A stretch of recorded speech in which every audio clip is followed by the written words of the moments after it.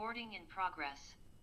Okay, so we haven't learned in a while. I'm sorry. I spent a lot of time on Daas Tevunos over the holiday, and I got somewhere, but not as far as I'd like to be. But I want to maybe just kind of maybe give an overview of some things, kind of go back, maybe pick up certain things.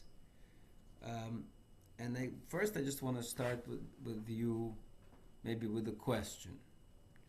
If you go all the way to the beginning, okay? So if you go really to the very beginning of the book, so there's a beginning of a conversation there, and so in my version it's neshama, right? By you it's something else. I don't remember what you have there, but whoever you have maybe the student. And the student is asking, that there are certain things that are difficult, right? So the seichel, in my version, responds, listen, there are 13 principles of faith, okay? 13 principles of faith. Which ones are you bothered by, okay? So it's interesting that in that list, it lists the 13 principles of faith. First of all, if I ask you a question, can you list do you know all the 13 principles of faith offhand? Okay, that's by the way, that not everybody agrees to the 13 principles of faith. Okay, meaning, not even sure what the Rambam held regarding these 13 principles of faith. There's a lot of discussions there. You still with me, gentlemen? Because for some reason I think Alex is frozen. Okay, but in any case, Alex, you there? No, I don't have him. Okay, but in any case,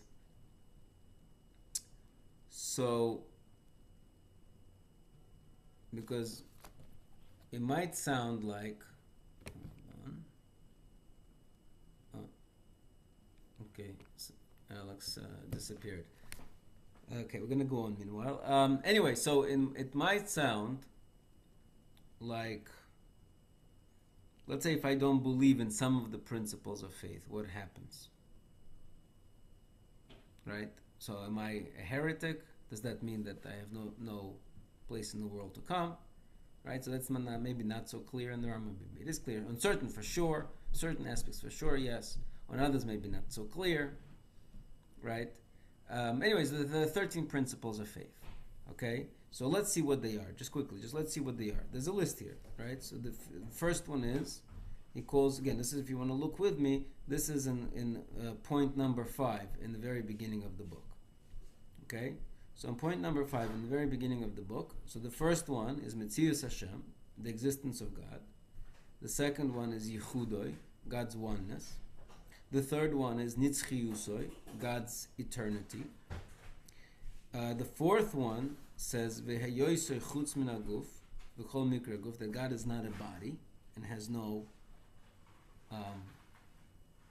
bodily, form, I guess. That's the fourth one. The fifth one is Chidush HaOlam, that the world was created, right? That not unlike the Greeks, who believed that the world was eternal, right? In some sort of way. The sixth one is prophecy, that God speaks to man. The seventh one is that Moshe was the main prophet.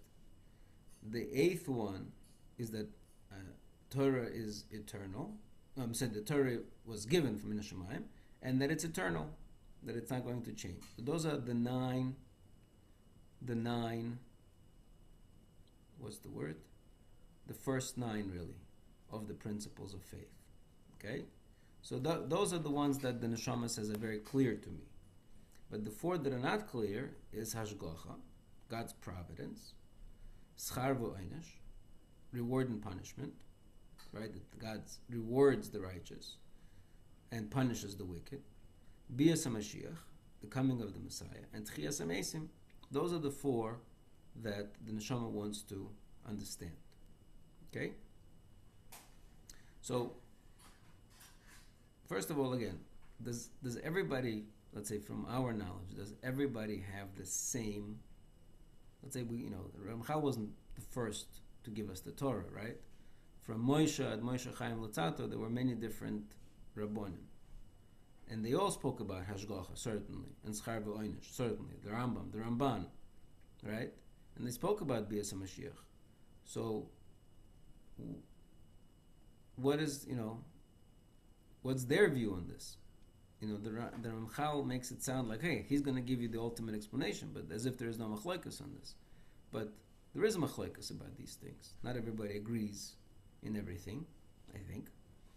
So, but anyways, that's the side point. But those are the 9. Okay, those are the 9 that the Ramchal lists. In this, we were going over Alex point 5 in the beginning of the book. So good. The problem is that the fifth one is different from the one that the Rambam has. The Rambam's 5th one is that only to God one should pray. Okay, and Ramchal changes that one and he calls it Chidush HaOlam, that the world was created. So it's very strange that he changes one of the 13 principles of faith. Okay, and I'm not sure why. Again, I could give you a very cynical, very hopefully wrong, cynical answer. Okay, because in a way, Daas Tevunos, right? In a way, Daas Tevunos is the only, like I mentioned this a while ago, right? In the very beginning, that the only Rishon, or the only rabbi in the history of mankind that he quotes, besides Moshe Rabbeinu, is Moshe ben Maimon, right? The Rambam. So in a certain way, Ramchal is kind of like, what's the word?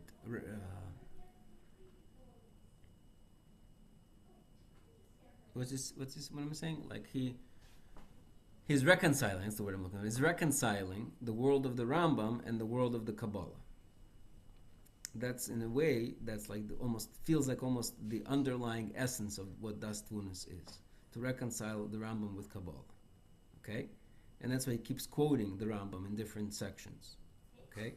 So, it's funny though, because I think in Kabbalistic books, when they talk about prayer, right, they talk about how you should incorporate different midos of Hashem into the prayer. Very dangerous territory, because how do you pray to the infinite God, but at the same time invoke a certain midah of Hashem, midas harachamim, midas hachesed, right? So it sounds almost like idolatry, and that's what some people did say. Some people did claim that Mekubalim are just committing a form of idolatry, maybe a form of Christianity or something like that. So, and that clearly Ramchal is coming to reconcile those two issues. Now again, it's a funny thing because the 5th of the Ikrei HaEmunah, of the foundations of faith, is only to God you should pray. Right? Sounds almost like it's against the Kabbalistic doctrine of invoking different midas of Hashem in your prayer. So as if the Ramchal is trying to change that, and he says, oh no, the 5th one is really Chidush HaOlam. Okay, but again, probably what I'm saying is completely not true, but I'm just putting the question out there. Okay, so that's point number 1. I just want to mention, just keep that in your mind. It's interesting that we talk about the 13 principles of faith in the song called Yigdal, right? The whole Yigdal is really the 13 Rambam's principles of faith in a song form. So over there, actually, it also skips, interestingly enough, this 5th one that says that only to Hashem you should daven, except it changes it with the words Hinei Adon Olam L'chol Noitzar, that Hashem is the master of the world. And if you look at the Art Scroll commentary in the bottom, they say because that's a different way of saying that only to Hashem you should daven, because Hashem is the only master of the world. Okay, so it's like an interpretation of the same principle of faith. But maybe the Ramchal has something else to say about that. I don't know. I don't know. So how's it different from number two then? That he's the one. The one. What? Which number two? Number two says that he's the only one, Yeah. And right? number five, he's the only No, one too. because if you remember, at least according to the Rambam, right? His whole point was how did Avodah Zarah start, right? Avodah Zarah started that people said to themselves, Hashem is sure certainly the God of all gods, right? But if I want my grain to grow this year, I got to go to the Minister of Agriculture. So I got to Mm. dive into the Malach. That's the Minister of Agriculture. And from that little mistake, slowly they degraded to idol worship, right? So again, the Rambam might say, if you ask the purist, those rationalists in the Chabura, Mhm. right? If you ask them, what does the Rambam hold, right? A lot of them will say that the Rambam is specifically going out of his way to be anti-Kabbalah, because it sounds like Kabbalah is making a very close mistake to to those that initiated Avodah Zarah, because they're invoking different midos of Hashem, right? Which very easy to what's called again in the Sfarim of Mekbalim, they have a concept like koitzeitz nitiyos, that you cut out the plantings, right? Which I think they explain it is a similar notion, because if you disconnect the midos from the source, then yeah, you will in fact commit a sin that's very close to Avodah Zarah. So that's why, again, possibly one of the reasons why Kabbalah is supposed to be secret, is a closely held secret, is because not everybody has the intellectual, what's the word, sensitivity to be able to think properly in these terms, not to make that mistake. So therefore, it is a closely guarded secret, because it's true, but it is open to lead people who are not ready, to terrible theological mistakes. So okay, fine. So come back. Okay. Also, just an interesting to note that the Rambam does not have Bechira, free will, as one of his 13 principles of faith. Okay?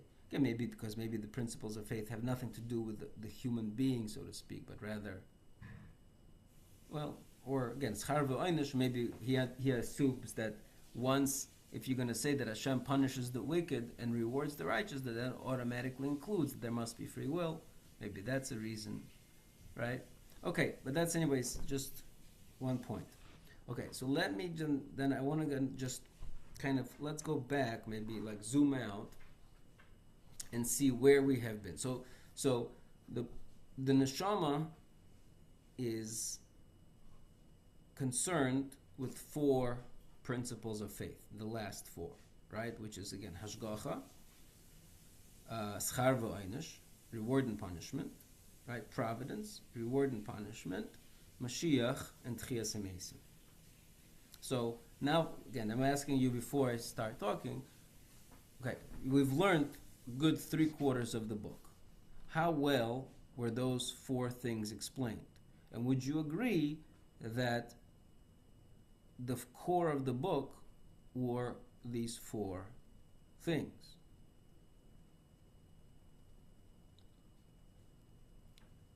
Sounds reasonable. Okay, so perhaps, I mean, how much did you see about Mashiach? Yeah, that's the one that I don't think it's open too So much. at least we didn't see much about Mashiach yet. Yeah, No, there were allusions to it, There were right? allusions to it where But here's amazing. no, there was no. Okay, so Tchias Mesim. Amesim. To Tchias Amesim also, we'll come back to Tchias Amesim. So Tchias Amesim, he did explain Tchias Amesim. He explained Tchias Amesim in the context of explaining the nature of mankind, right? Because when he was explaining this unique creation of mankind, which was reflective of Hashem's, almost like Hashem's, the creator, right, which also has, quote unquote, a body and a soul, so to speak, meaning the midos, right, the midos that Hashem created for the hashgacha, for the providence of the world, are reflected by the body, while the soul reflects like the perfect, infinite creator, right? Again, he keeps on coming back to the idea, which I'm not going to keep coming back to, but in your mind, right, every time he comes back to any sort of description of the creator, he keeps on mentioning to us that we're not talking about God's essence, because that's out of our any sort of reflection or any sort of connection, but rather he only talks about from within the, how should I say it, within the cocoon of the whole creation, from Bereshis and forward. Anything that happened before Bereshis, we have nothing to discuss, right? But Bereshis is the creation in potential, as he told us, right? So the creator, in his essence, when we say in his perfection, that even that is not really the perfection that we can possibly comprehend. It's only within the confines of him being kind of making himself available for the creation. Okay, so Tchias HaMeisim, he explains to us in the context of that. By the way, Tchias HaMeisim helps him explain how the body and soul were created. Right, so we got Tchias HaMeisim down. Hashgacha, really, right, and Schar V'Oinish, I would say that a lot of especially the parts that we were dealing with now, were basically focused on Hashgacha, right, and Schar V'Oinish. Good. Okay. So again, I just want to put things into context. The last piece that we were struggling with, and I'm still struggling with, right, is a very long piece, which I saw again a few times, and there's a lot of repetitions. So once when I see Ramchal repeating himself, so I know that I must be missing some aspect that he's trying to add, right? But the last few pieces that we were learning was about mishpat, correct? And the mishpat, so he was, again, this is where I have, I have kind of, after seeing Ramchal, I have strong suspicion that a lot of people who do learn Kabbalah have no idea really what they're talking about. And unless, again, Hashem guides people to, right, Torah means guidance. So I'm hoping that Hashem guides people along the way to proper understanding, and Hashem guides us to proper understanding. But we saw in the last few pieces that we were talking about, we saw that mishpat is justice, is really an outgrowth of love, and that really love could be an outgrowth of mishpat. And you go figure which one is which and when. Okay? So I'm going to come back to that point in a second. I'm going to come back to that point. But I just want to show you, again, going back to the beginning. Right? So again, so Hashgacha is Hashgacha, again, Hashgacha, Schar V'Oinish, Mashiach, and Tchias HaMeisim are the things that the Neshama doesn't understand. Okay? And the way the Neshama phrases those words, again, I'm going back to Zion now, this is 7.7. So he says, there are many things that are, twisting around in the world, that seem to point to the opposite of Hashgacha. Okay? So the disorder of the world seem to not to show that there is a guy, there's no plan. There doesn't seem to be a consistent plan. Furthermore, we don't see the final direction to which things are going. What does Hashem want from His creations? And towards which end does He guide them? So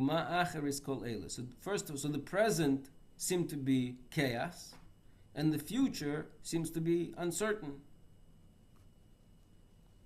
Right? Kimaisa Hashem Yisborach Nireh Behem Roichev Kol Kach Godol Shein Shum Leiv Makilos, and it's too difficult to comprehend. Okay?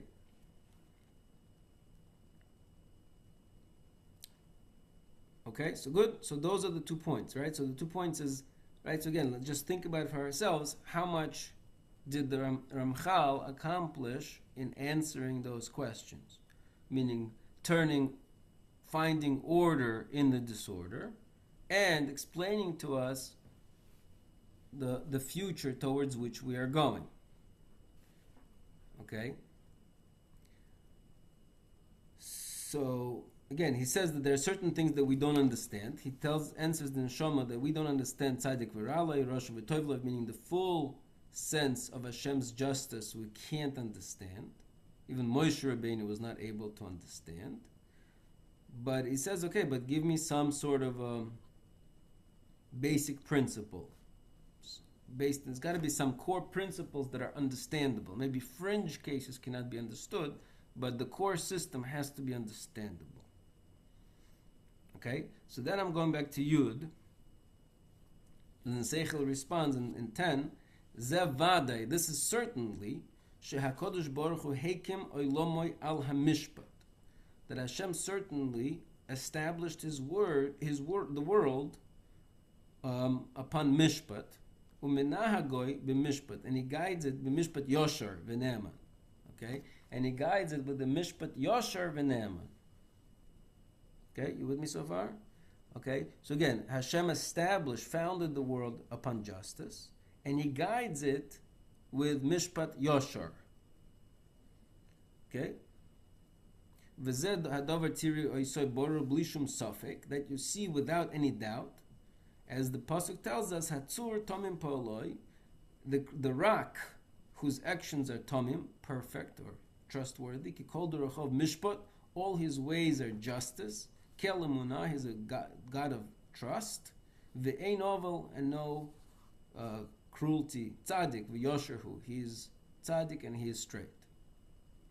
Okay, so this is the pasuk from Hazinu that testifies that Hashem's world is just and His actions are just.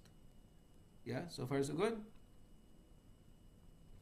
So, I mean, the Neshama responds, okay, that's a beautiful pasuk you got from me, but Yosher HaMishpat Hazeh v'oimek ha'etza shleima hazoi shezacharto, the straightness of this mishpat, of this justice, and the deep counsel, that's what I want to understand.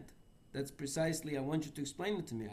I believe it from a pasuk, but I don't feel it. I don't understand it.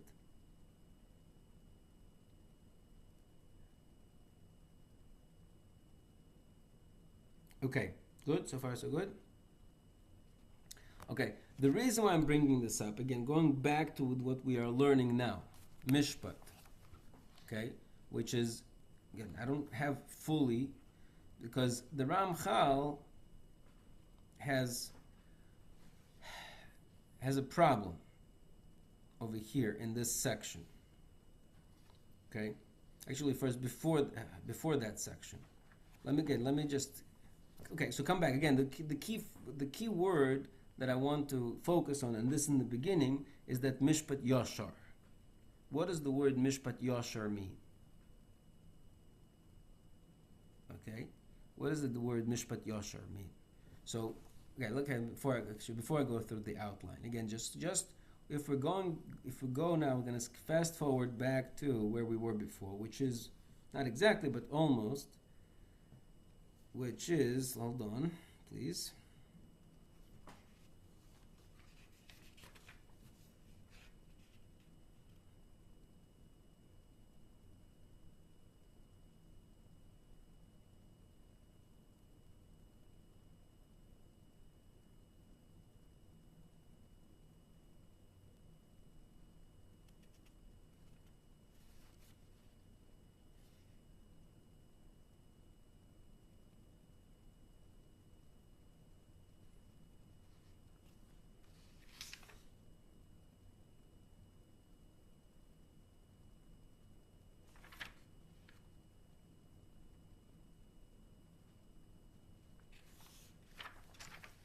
just like to see where the first time he mentions it. Okay, well, let's go again. Let's go back to one. Well, let's start with 134 maybe. If you go back to 134, right? So he says, Omer Seichel, the Seichel says, Nashlim, let us conclude, right? Let us finish up Seder, the order of Arichas Mishpitei Hangoso Yisborach, the arrangements of justice of Hashem's guidance, right? So this is where he switched. In 134 is where he went back, or I'm not sure. It sounds like he's completing something from before, but he's going back to describing Hashem's mishpat. That's where it begins, in 134. Okay? So, and over here he says, Kihine achar shekvar kova harotzen elin gvuloi shel hara, that once HaKadosh Baruch Hu established the limits of evil, v'chokak inyon of mashiyu v'lo yosifu, and he kind of engraved, sort of entrenched its aspects that will be, but won't go past this point. Shov v'kova hanhoga yishara. Then he established a hanhoga yishara, a guidance which is straight.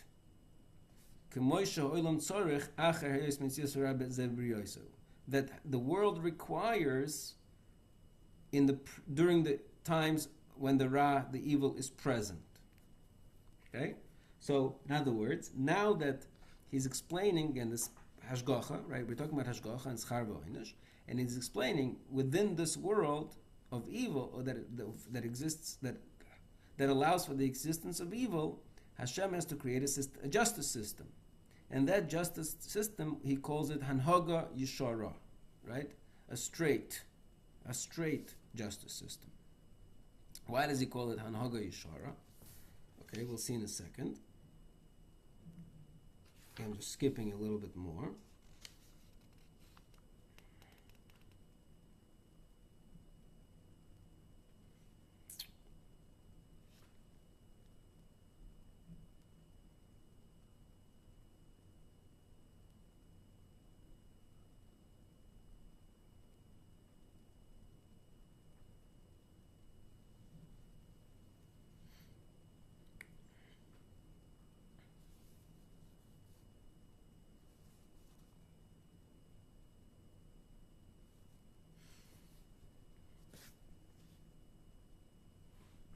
Okay, so over here later in this same number of 134, he goes on to explain that first of all that Hashem is not benefited in any way by goodness that humans do, or is not damaged by any evil that humans do. But in the same time, he made himself kind of almost like subjugated to human action, right? And so as humans act one way or another, they influence the nature of the world and Hashem's guidance of it, right? Okay, and then he says, so this what he called this Hanhoga Toivera. This is called the guidance of good and evil. In other words, if I do good, good gets stronger. If I do evil, evil gets stronger, right? That is something that Hashem created in this system of what he calls, again, Hanhoga Yishara, right? But as a result of this, so again, if I do good, good gets stronger. Now, the next level is, well, what happens when I do good and good gets stronger? I must get rewarded. So that's a system of reward and punishment. Again, that's Hanhoga Yishara. If I do good, I should get reward. If I do bad, I should get a punishment. Again, all that is Hanhoga Yishara. It's straight, meaning it's logical, it's consistent, it's straight. Okay? Besides that, we already learned a while ago, and he brings this up again, that there is, under the regular Hanhoga, there is a secret Hanhoga of getting everything rectified. Right? That's, behind the scenes. There are other things going on behind the scenes. Okay, that's good. But then he tells us that occasionally, this Hanhoga Yeshara is not the way the world is run. because we don't see, a lightning strike somebody as soon as he does something bad, and we don't see somebody gets showered with blessings as soon as he does something good. So the Hanhaga Yeshara doesn't really exist, right? So in other words, Hashem created Hanhaga Yeshara, or he later calls it Mishpat Yashar, and this is the Mishpat. That's why I'm coming back to this idea. This is the Mishpat Yashar that he brought in the very beginning of the book, that we're only getting to now in these 134 and on, right? But all of that until now were kind of like Hagdomas to this thing that he was introducing from the very beginning.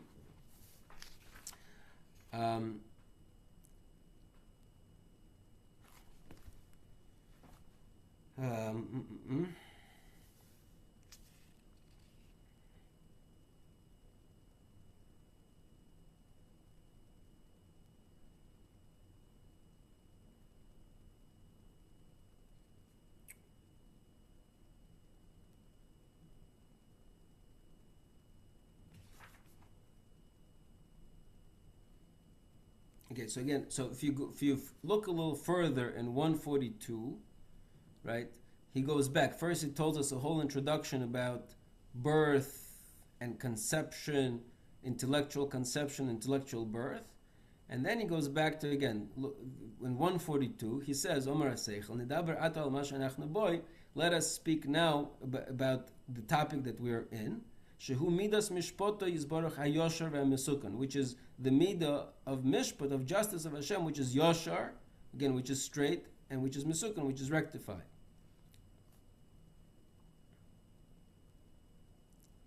Right, and he says, "Shehu calls mana avodas ha'odam," that the entire time of the service of man, b'chol inyonav, in all of his aspects, b'toldoisav and happenings, tolu rag b'midas mishpota. It's all based on Hashem's justice, right? So the world that we are in, right? The primary midah that governs the world in the time during chisaron is mishpat, is justice.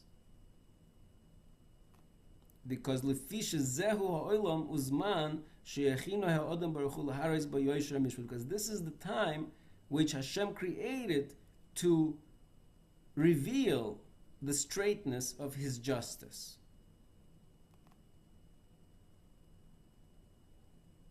Right? Ve'ein inyona shel ha'olam hazeh mesukun ela b'yoysa mishpat hazeh al yoyshroi. He says that the world is not rectified unless this justice system is established based on this straightness, right? So again, so reward, and he brings psukim, vayik b'Hashem tzavokos b'mishpat, melech b'mishpat yamid eretz, right? So mishpat is kind of the essential expression of the world in its current state. Right? And yet we see, again, coming back to Neshama's question, and yet we see that that's not at all what we're seeing. That's not at all what we're seeing. Right? We're not seeing the Mishpat Yosher. Because why aren't we seeing the Mishpat Yosher? Right? Why aren't we seeing? If we're saying that the world has to be established on the Mishpat Yosher, again, I don't know what would be another good word for Mishpat Yosher, but it's justice. I mean, justice. Any regular justice is Mishpat Yosher. What other Mishpat is there that's not Mishpat Yosher? What other Mishpat is there that's not Mishpat Yosher?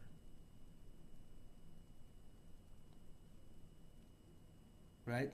But that's what he's about to tell us. He's telling us that there is some sort of a mishpat that's not mishpat. Right? Because he tells us, and this is the part I don't fully yet fully appreciate. He tells us that, right, again, he told us this before, but now he's kind of, I guess, fleshing it out a little more, that there is an override. But the override, he tells us later. Okay, so let's go back to this again.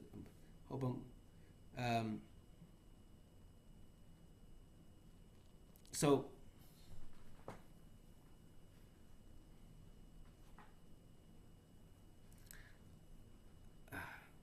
one more thing.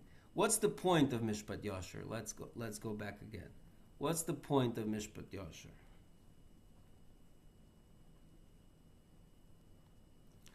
I don't think there's a point. That's just how he Okay, well, is. maybe yes, maybe no. But I think there is a point. The point of setting up a justice system is really to keep the point of a justice system. And he says this later. If I have a son, right, and I want the son to be a good boy, then I'm going to punish him when he does something bad, and I'm going to reward him when he does something good. And as a result, I eliminate the bad from the world, and I increase the good in the world. So the point of Mishpat Yasher is not just, well, this is fair and this is how you should run the world. That's one aspect of it. There's another point of Mishpat Yasher is to use it as a way to bring the world towards the rectification. That's not right. So it's not only a system of fairness; it is also a mechanism of improvement. Okay, it's also a mechanism of improvement.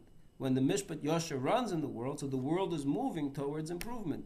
If the Mishpat Yasher is taken away from the world, then the world degrades. Right?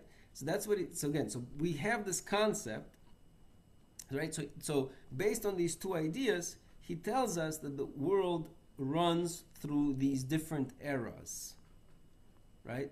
And I think it was 5 different eras that he mentioned to us in the world.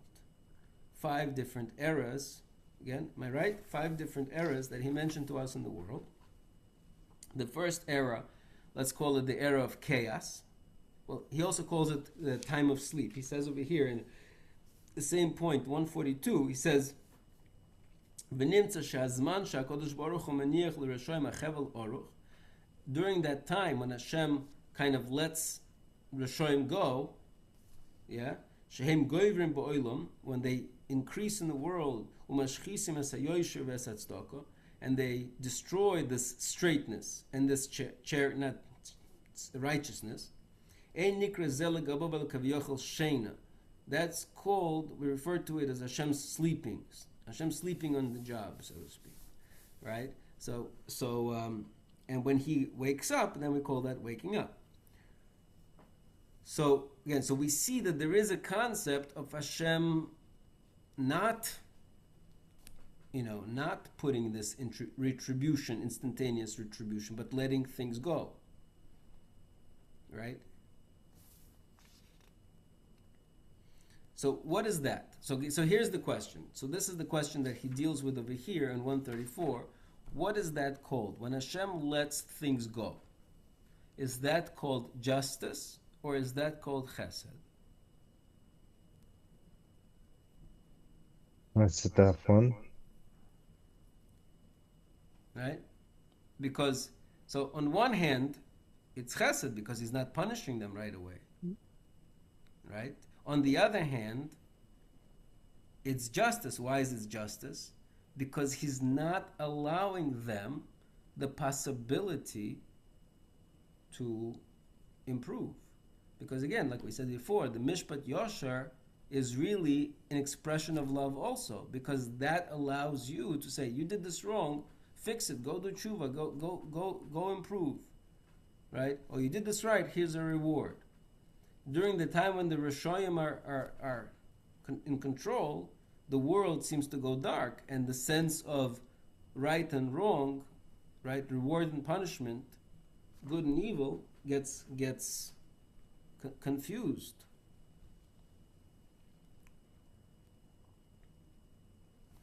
Okay, so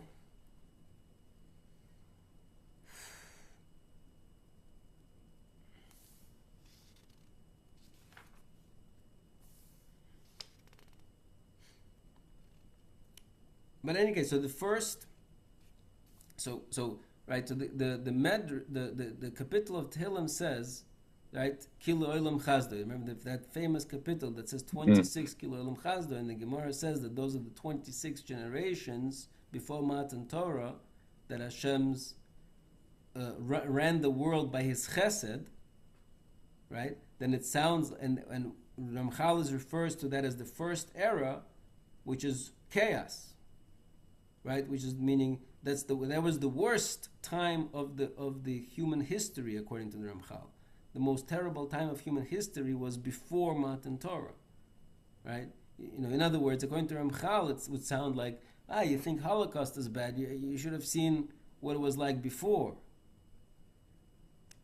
Again, I want to qualify that. I don't think Ramchal would say that necessarily the evil of Holocaust was better, was more benign, let's say, than the evil before. But perhaps not. Perhaps it's even worse, because I'm going to say, hold on, because he's going to tell us in the present day era, right, that we live in today. On one hand, there's more. We're in Golus, and so there is more evil. On the other hand, there is also more Ruchnias, because the Torah was given, and so it's still around, and there is lights of Ruchnias that filter in, even in this Golus, right? While in the time of chaos, maybe there was less cruelty, I could say, perhaps, less punishment, maybe, even, but the whole world was dark. Okay, what would you want to say? No, that's exactly what we're talking about. See, if world was created with middle of Din, he saw it couldn't work. So he mentioned middle of Rachel. So those people that don't have instructions, they don't have Torah, they do whatever they're doing. Technically, you should show Rachamim, because what can you ask of them? They have no instructions. That's why they're acting weird.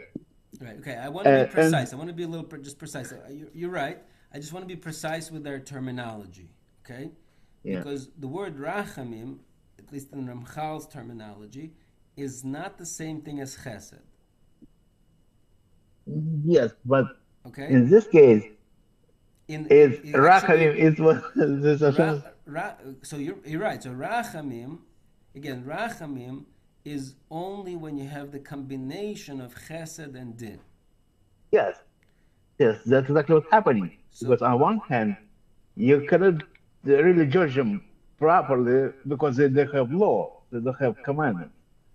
And on the other hand, uh, right.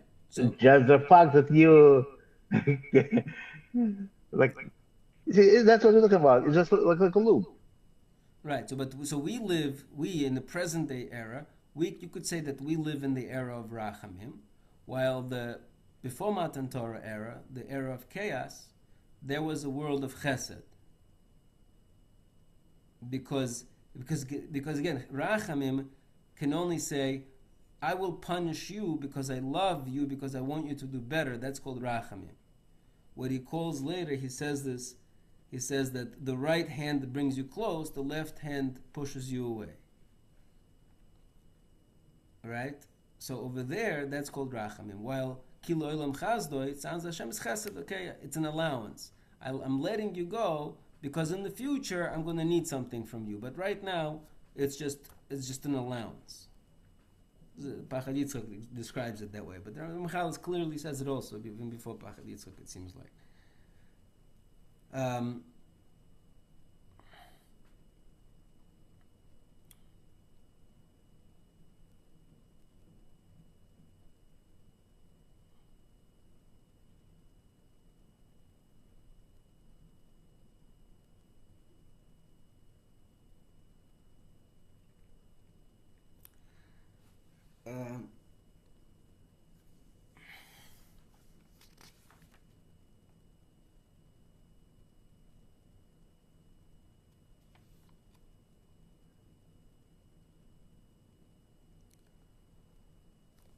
Okay, so fine. So again, so let's just go back again. I want to just pick up to make sure that we're putting this together. Together, we're putting it together, but let's just start again to 145. Again, we're going to skip around a little bit. But I want to go back to now to 145.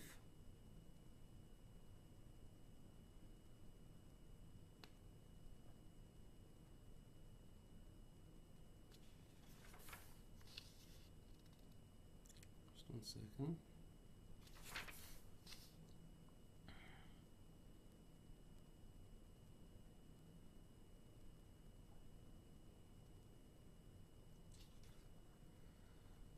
Oof.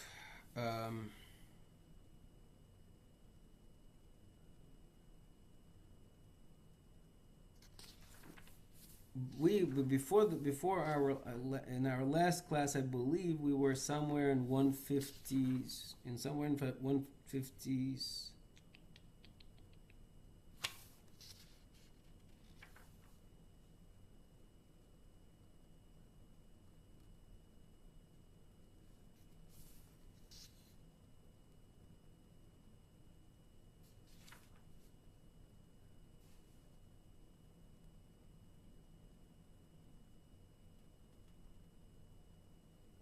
I think 156 I finish.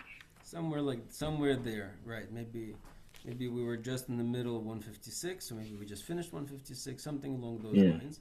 Good. But I want to point out one more thing. I just want to just remember that there was something else I also wanted to go back to. So anyway, so the truth is that the era of Mashiach is somewhat explained in these stages of this world, right? So in other words, if so the Ramchal is going to tell us that there are 5 stages, right? And so we have, the truth is, at some point when Ramchal spoke about Chias HaMesim, he told us of this new system, which to me was new, was a system of 10,000 years. I don't know if you remember that system, where there was the 6,000 years of Avodah, where the body is the boss, the 7,000th year of rest, where the soul becomes the boss, but the body is still kind of present, right? Then the 8,000th year, where the body becomes almost nothing, and then the 9,000th year, and then the 10th. I don't remember exactly but the 10,000th year already where the body is like the neshama today, almost non-existent, but it's only there as a way to support to receive reward for its efforts, right? But it's a 10,000 year system. What he calls the it's like a hadroga, the hierarchy of transformation, or the sequence of transformation, right? So there's a 5-stage transformation: the 6,000th year, the 6,000 years, which is the avodah, then the 7th, the millennium, the 8th millennium, the 9th millennium, and the 10th millennium. Those are the 5 stages that he discussed. Then he said we don't really need to know the 5 stages. The only 3 main stages we need to know about: the avodah, the 7th millennium, and whatever Olam Habo, which is the future. Okay, right? Then so what he's telling us now, what he's explaining us now, that within the 6,000 years of Avodah, there is also stages, and there are also 5 stages within the 6,000 years of Avodah, right? And so the era of Mashiach is really the 5th stage within the 6,000 years. Okay? Now, I just want to go back to something that wasn't clear to me before, but now I think I understood it a little better. There was at some point he did explain the role of Jews in the world, right? And I think I missed the point, the main point of what's the role of Jews in the world, right? So if you remember, again, I just want to go back to it because I just think something that's one of the things that I think did click for me that wasn't clicking before. He says it.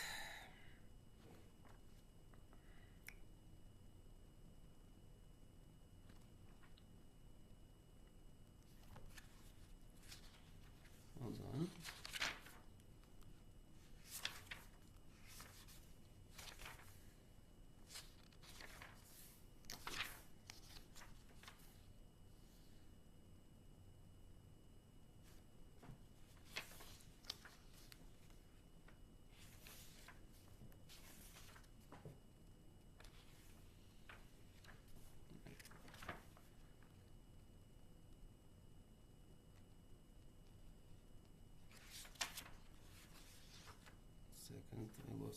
lost it.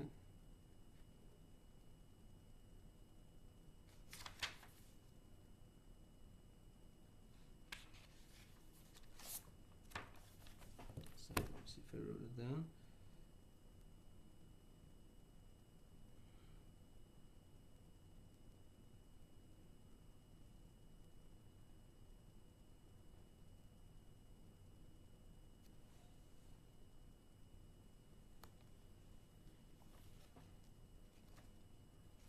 Should be here.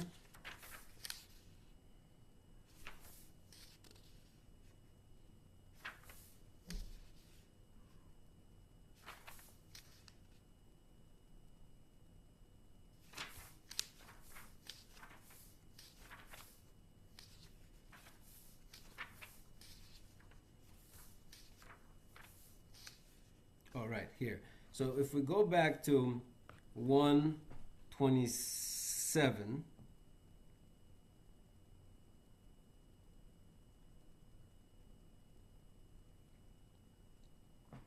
if we go back to just 127,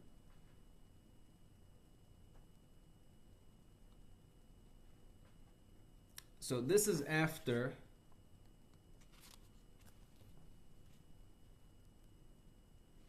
and I just want to make sure we understand.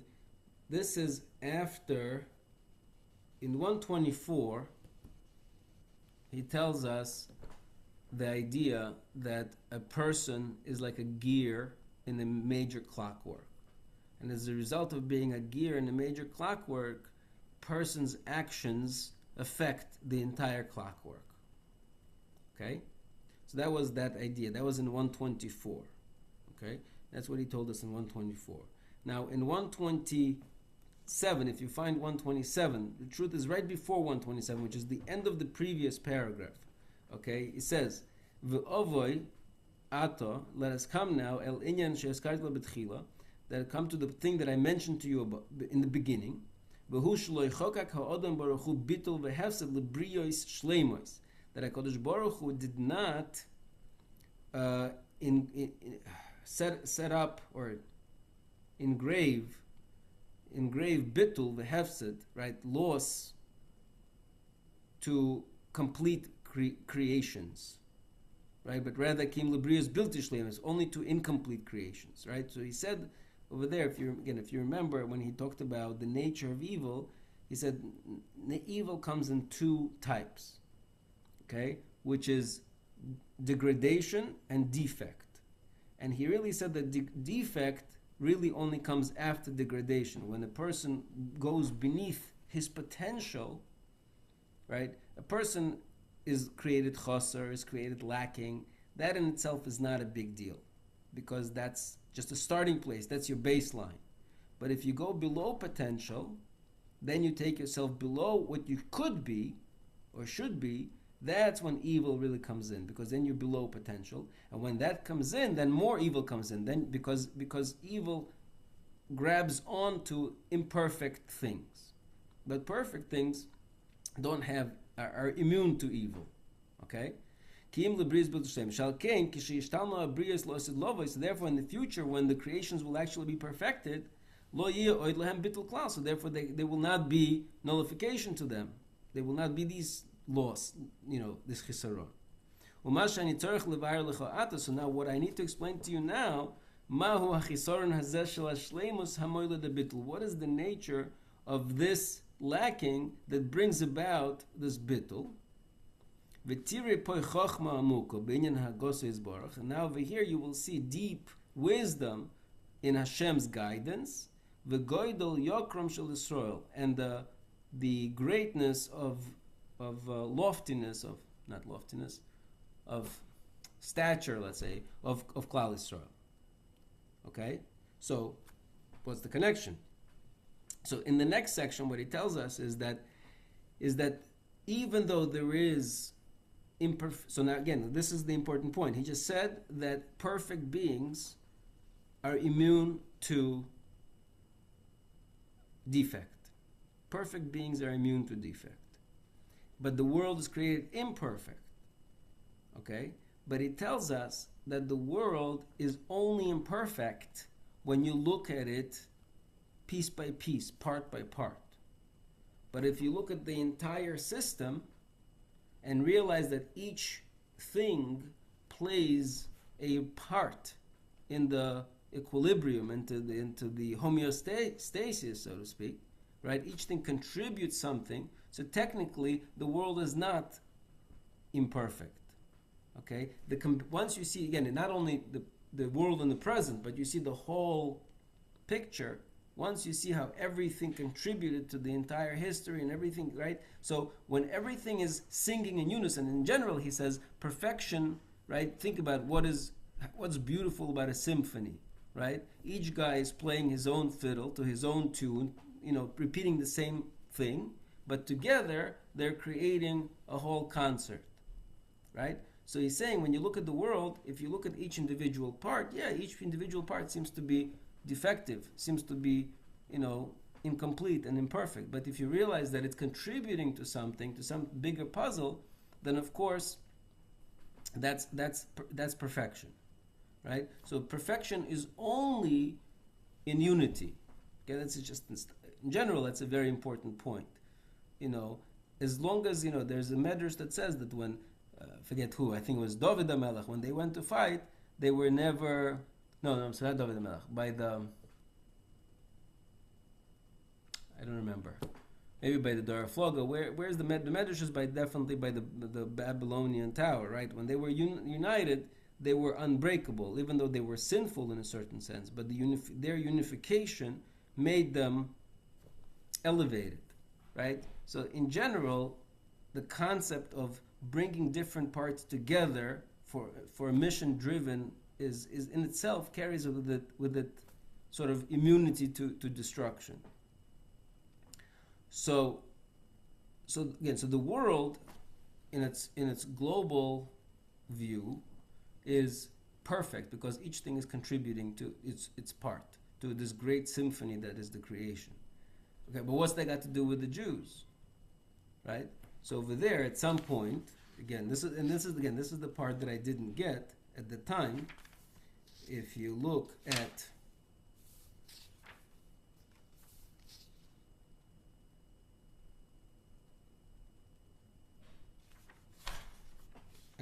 where did I lost it? Right, in 129, after the Seichel says that the world is working together in unison, etc., and this is the Kavod.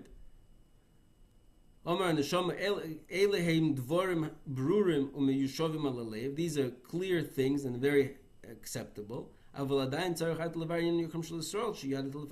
still have to, what's got to do with the Jews? You told me this is going to explain the role of the Jews in the world. What's it got to do with the Jews?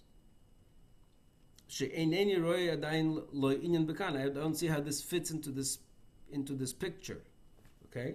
Again, and this is the part that I didn't understand, but what he's saying is over here that the Jews play kind of the role of the conductor in the symphony, so to speak.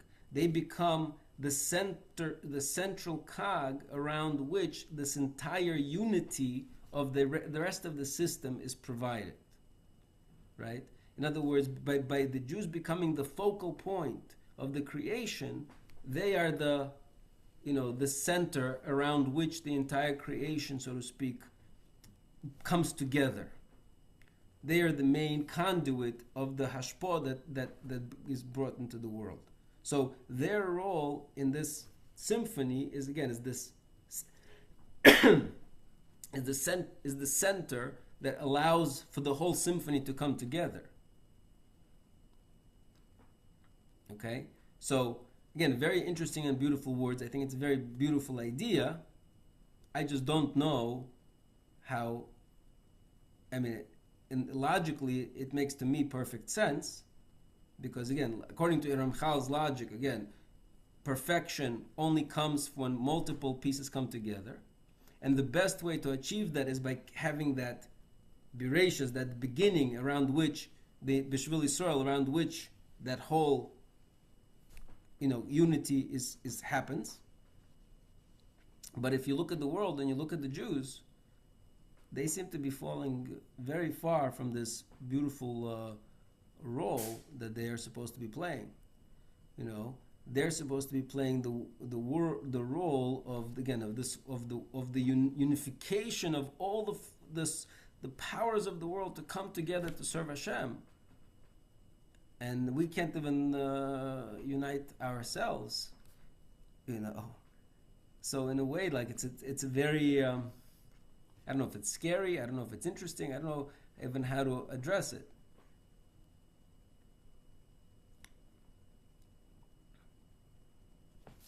Yeah?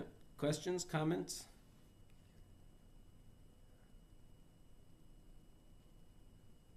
I'm really getting confused. It's like so many books studied. So I thought, when we were talking about the Hashpur concept at world, Right? like Jews had coming down, Jews had abilities to send it back up to adjust. Like, are you getting what I'm saying? I'm not sure what you mean. Okay, I don't remember when we studied it. Like when Hashpur comes to this world Right. from channels, from it's like comes here, but person has the ability to change Hashpur by sending signals back up and change it up there. Again, I'm not sure what you mean. We did say something. I'm not sure. We did said a few things, but right. I mean, all human interactions are two-way street, right? Because Uh, anytime, anytime, again, Hashem acts upon us. But like we said, Hashem created a system of mishpat yosher and subjugated yeah, himself, so to speak, to our yeah. actions, right? So we say, for example, tnu, like the Nefesh Chaim says, but the Ramchal says it also. I forget which pasuk he used. We say, tnu oiz le'elokim, like give strength to God, right? When we are acting good and we bring more goodness into the world, right? We are bringing more hashpah of Hashem's. We're sending the signals back up, and I guess we're bringing more hashpah down. Is that what you mean? Uh, Or you no, mean no, something no. else? It's something else. No, we did say when we were learning this section, again, in the middle of Kuf Lamed, in the middle of 130, he said, "V'tiri ki be'emes Mm. tzofa Kodesh Baruch Hu maseim shel tzaddikim maseim shel rashoyim," that Kodesh Baruch Hu saw the actions of the tzaddikim and the actions of the rashoyim.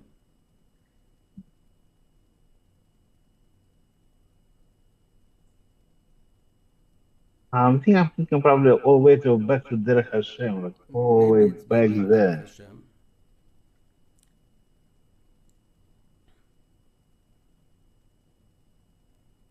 Over here it says, "V'hine," when he looked into the future and he saw the actions of tzaddikim and the actions of rashoyim, it says over here, "V'hine b'tzipias ma'aseh tzaddikim hoyso hasimcha lo," he had happiness from it. "V'noilad mizeh kol sidur hashpah hatoiva," and that kind of initiated all of the good hashpah. "U'b'tzipias ma'aseh rashoyim kol ha'eder hashpah ve'akilkul."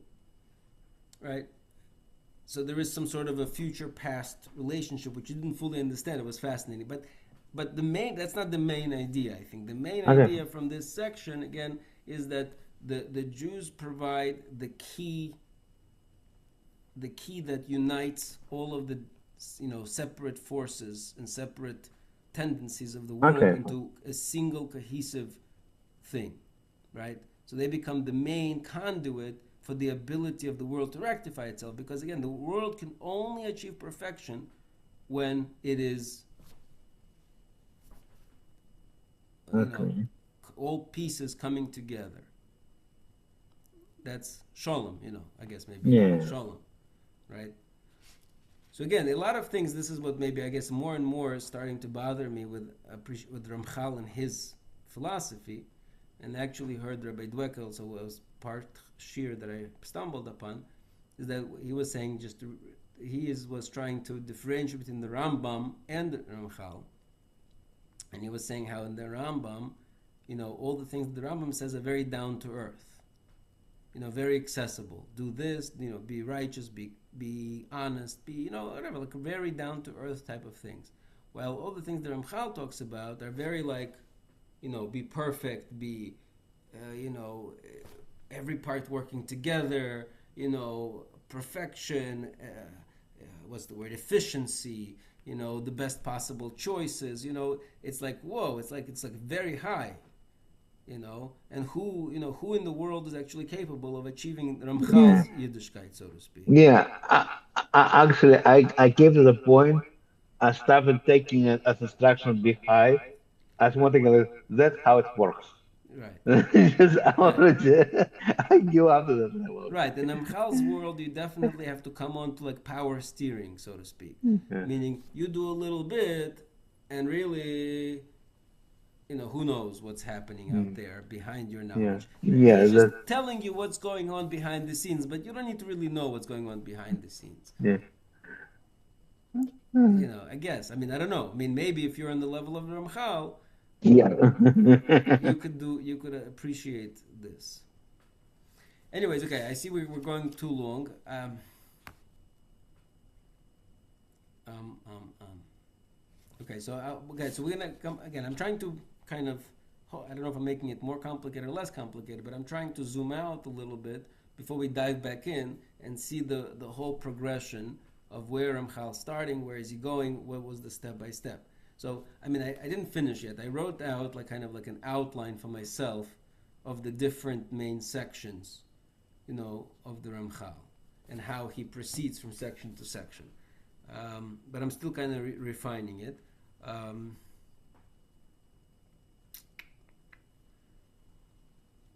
yeah. Okay. There was something else that I wanted to mention. We talked about the Jews. We have to come back to Mishpat Yosher and Mishpat whatever, not Yosher. Mm,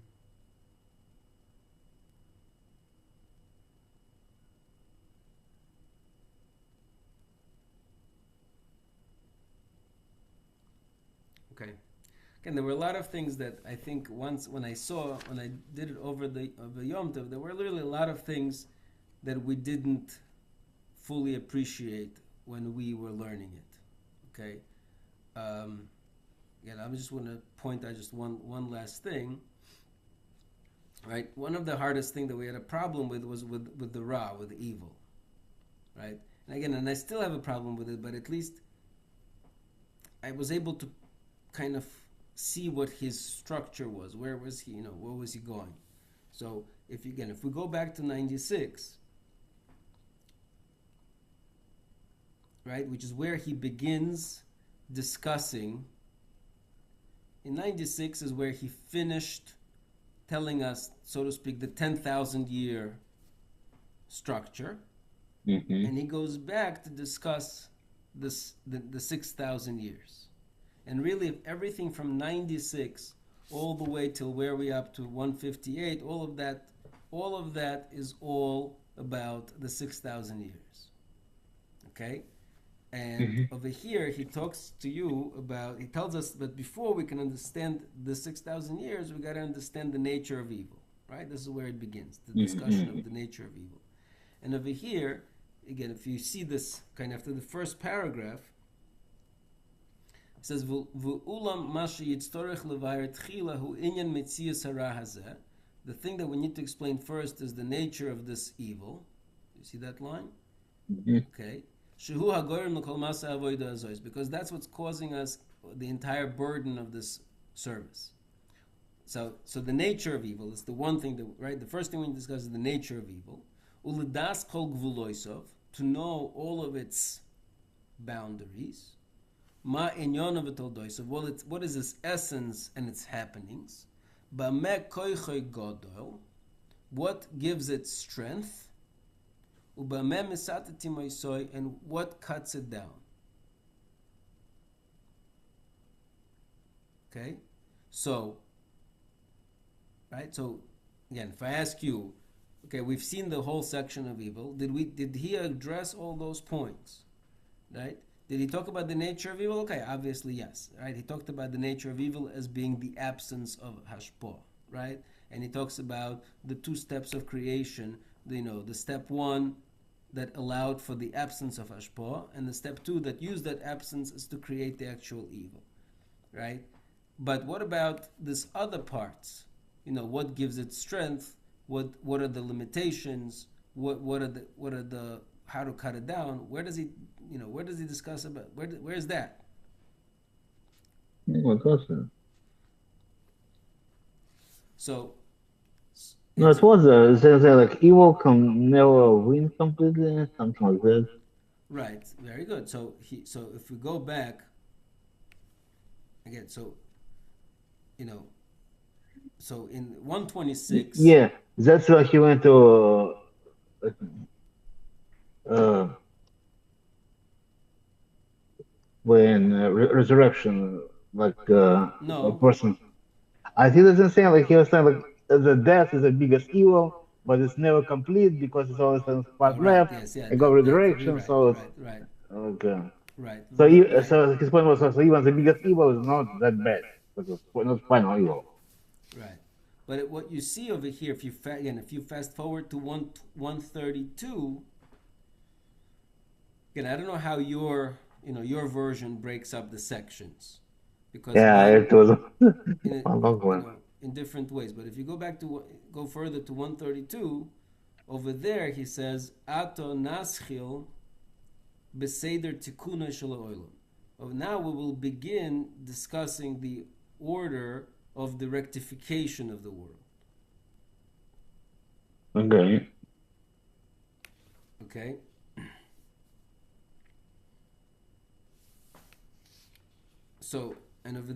Over there he says that part of the second hashpah that created the creations and gave it full life force also was the hashpah that limited evil to its lowest lowest level. Mm-hmm. Okay? And then over there he says that really once evil was limited to its lowest level, the only thing that gives it strength, okay, is the actions of people. Mm-hmm. And because what happened with the second level of creation, Hashem separated good and evil and put the evil down to the lowest possible level. I'm not sure exactly what that means, but that's what he says. And then later, when Adam Rishon kind of ingests the evil and puts it inside of him, he kind of ruins kind of Hashem's plan of separating between good and evil. Okay? And he brings it back. And so when it says over there, what gives it strength? The answer is the absence of good gives it strength. When humans do not take the opportunity to do the good that they're supposed to do and elevate themselves, in reality, anytime they do not go up, they're actually going down. And by going down, they're giving evil, energy. They're giving evil power. They're giving it strength. Yeah. But I think it's again, Derek Hashem has it. Well, yeah. Yeah. But over here, I guess, yeah, okay, yeah. Yeah. Sorry. Again, I just want to make sure that as we are learning, we see that, Yeah. there's a progression. There was a question, answer, and there's an order. I want to now zoom out, because we haven't done this in a long time. I want to zoom out and just see, that at least there is a consistency within the book.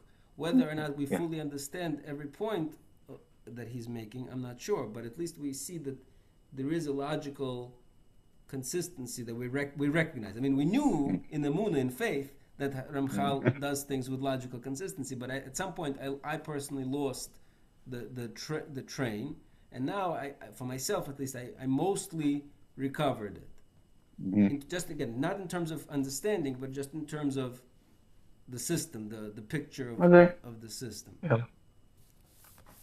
Okay, I guess we'll call it an evening. I'm sorry for taking up so much time. No.